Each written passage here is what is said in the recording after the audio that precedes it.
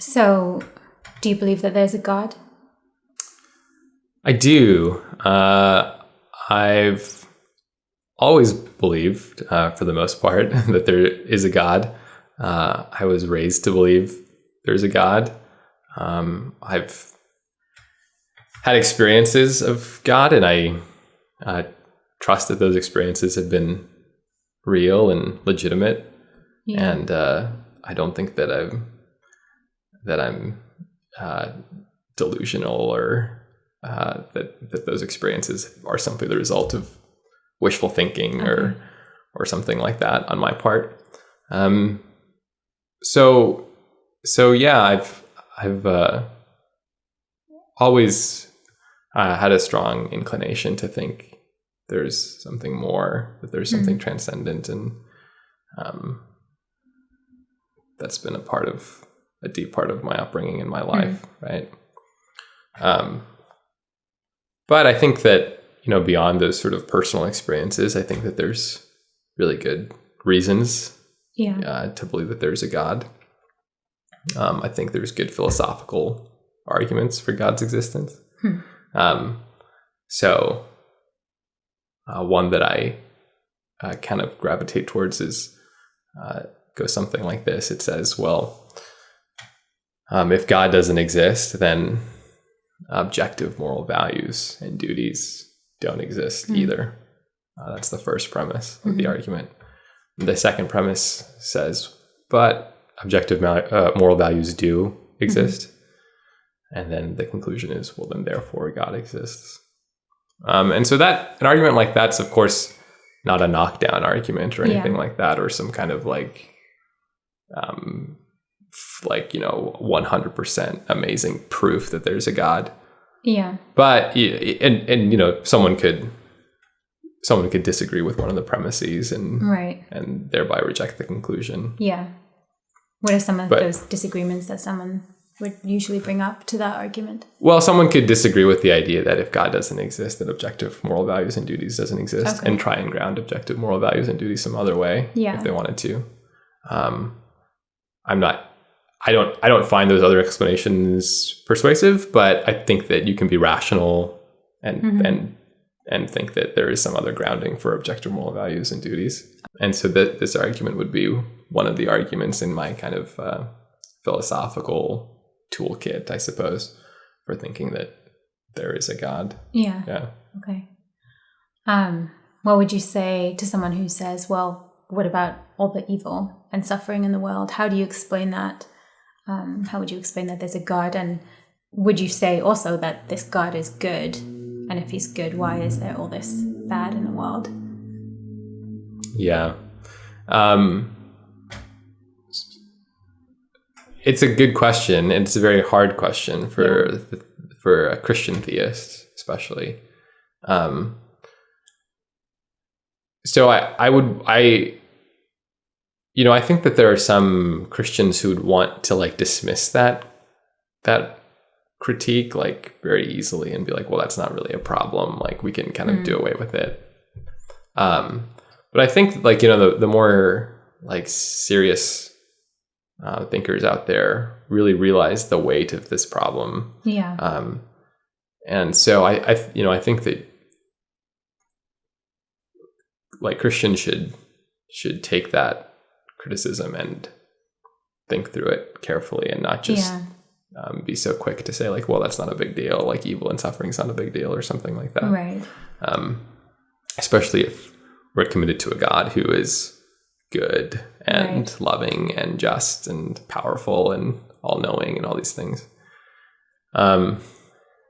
Yeah. So I guess I would say there's lots of things that can be said in response to this. But the one thing I would say is that there's no easy answers to that problem. But the second thing is, I don't know that denying God's existence would be necessarily the solution to the problem.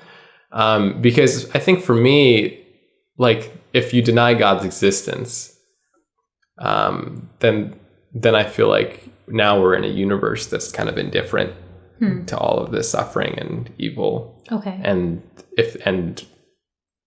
there's all this horrible things that happen in the world, and that's just the way it is, Yeah. right? Because apart from some sort of transcendent supernatural reality, Right. all that's happening is just matter, like, Yeah. moving around, right? And so, according to that way of looking at the world, the problem of evil like doesn't really even raise itself. Okay. Does that make sense? Like, so it's not even really a problem that you can be outraged about, or be just like, it's not really justified, I don't think, on that way of viewing the world, because it's just nature doing things, right? It's not, is it good or bad? Well, it's not really either. It's just nature, right? So would you almost say then that somebody who says, what would you say about the problem of evil, is kind of assuming there's a God anyway? Yeah, I mean, I think that you can only raise the problem right. once you're already within a theistic framework, I think. Yeah. Which is fair, right? I mean, I think that, so that like you could say like there's like something incoherent about theism, about Christian theism, like, and that's why it's not true, right? Which is fine. And so I think that's where Christians have to go to work and say like, well, like, no, we do think that you can affirm the goodness of God, the power of God, the knowledge of God, and also recognize that there's evils in the world. And then lots of work needs to be done in seeing how these things can be made to be coherent. So, I mean, philosophers like Alvin Plantinga or Richard Swinburne, or they've done lots of good work. Yeah. It's I don't think anyone's claimed that they've offered definitive explanations. Yeah. But I think Christians have spent lots of time saying like, well, here's one possibility, or here's one reasonable explanation. And I think for someone like me, that's good enough for me. Yeah. Maybe this is a much longer conversation, but would you say then that God allows evil, or that evil is just an absence of good, that God is himself causing evil? Like, how would you explain that piece, if you're able to summarize your belief on that? Yeah, so you're getting my take on this. I would never say that God causes evil. Okay. Or that God, I certainly would never say that God creates evil or makes evil.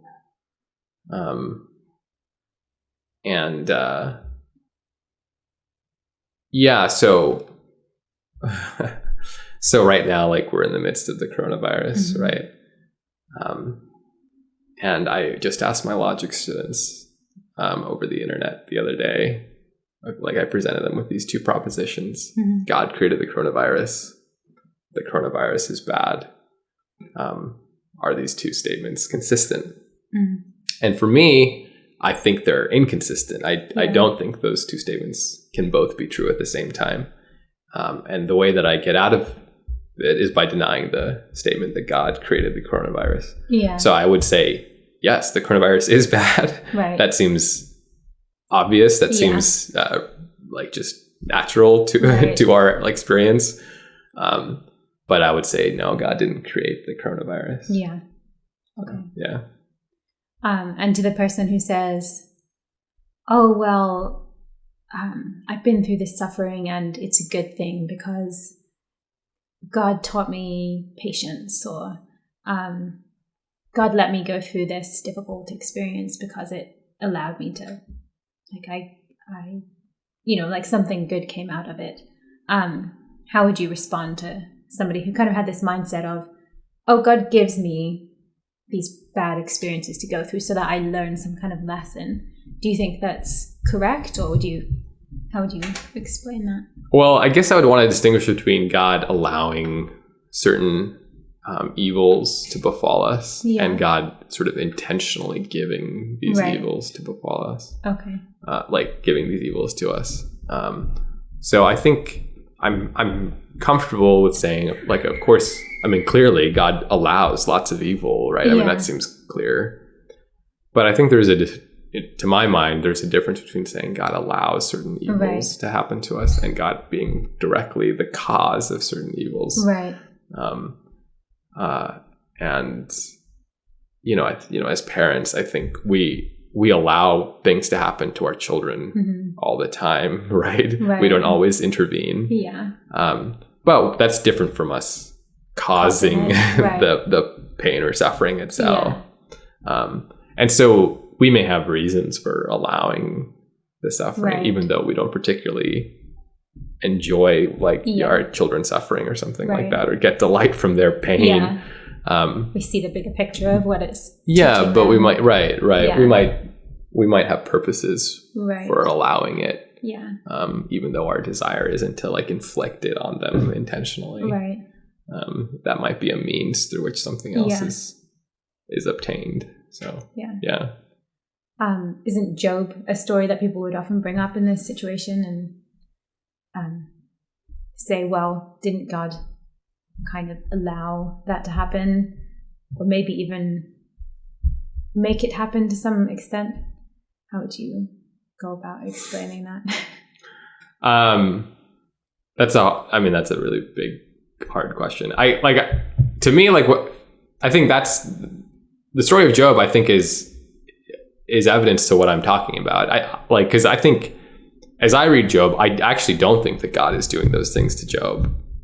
I think that there's some other agent that's doing those things to Job. And I think God's allowing this other agent to do those things to Job. So that's exactly what I'm talking about. I don't think that God is sort of, creating every boil on Job's body or something like that. Yeah. But he's clearly permitting this other agent to inflict harm on Job for mysterious purposes. Yeah. And, so that's what I would want to say. I would want to create as much distance as possible between God and the cause of evil or something like that, because I think we get into really dangerous territory theologically when we start saying, actually, God is the cause of this thing that's happening to you. Yeah. Okay. One last question. What would you say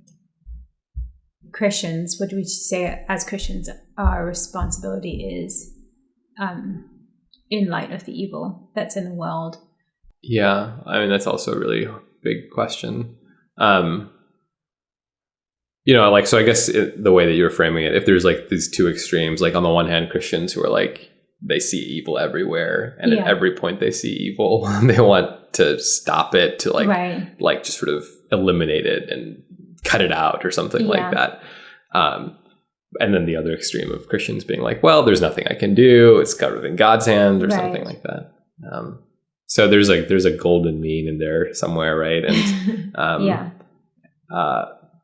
I think that God has gifted to his creatures, creatures like us, a tremendous amount of responsibility and tremendous amount of agency and power. And so part of me does think, when we kind of are wrestling with this problem of evil or suffering, I wonder if we maybe are sometimes underestimating our own abilities to do something about it. And so when we bring this up to God, I wonder if God's not thinking well, why don't you do something about it? You've got power, you can do something, right? That doesn't need to lead to us, crossing lines and taking matters into our own hands. And then creating more evil. Right. Yeah. So, especially if you're a Christian, you believe that evil isn't just something that exists sort of out there in the world. It actually exists within you. Right. So that's also something to keep in mind, in dealing with this problem. And, so just some initial thoughts I would have.